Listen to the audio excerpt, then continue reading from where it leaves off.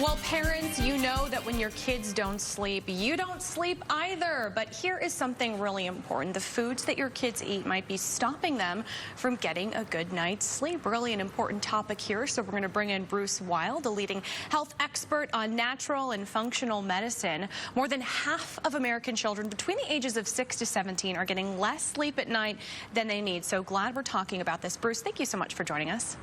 Thanks so much for having me, Whitney. I really appreciate it. Yeah, one of the biggest mistakes that parents make is overfeeding children sugar, especially late at night just before bedtime. And of course, that ramps them up, revs them up. But more importantly, it's micronutrient deficient. What I'm referring to here are, snacks like cake or cookies and crackers, pretty deficient in a lot of the micronutrients kids need to get that deep sleep. This is a really important thing. And, being in clinical practice for the last 20 plus years, one of the things that adults or parents at large, guardians have, trouble with is getting enough protein into their children. And this is also so important at night. You don't want to eat too close to bedtime. You don't want to have this late night snack somewhere around an hour before.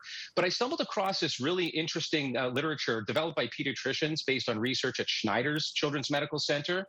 And, it talks about making sure, and those are excellent tips, by the way, on the screen right there, avoiding, meals right before bed, limiting screen time. This is way too much screen time. Keeping bedtime routine consistent. These are all incredible points. But the protein.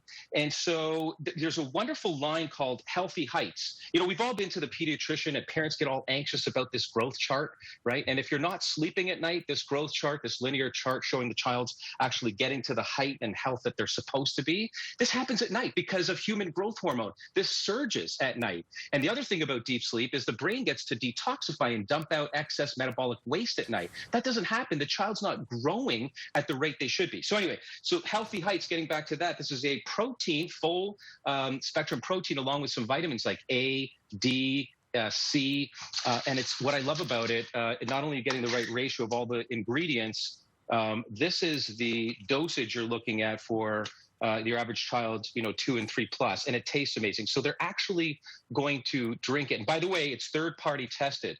So it's indicated for children with short stature, lean children, picky eaters, and even athletic children. But this before bed, it's a winning combination for my little patients, I'll tell you. Okay, good to know. And the taste is something so key with kids. They're not just going to eat anything. And really quick.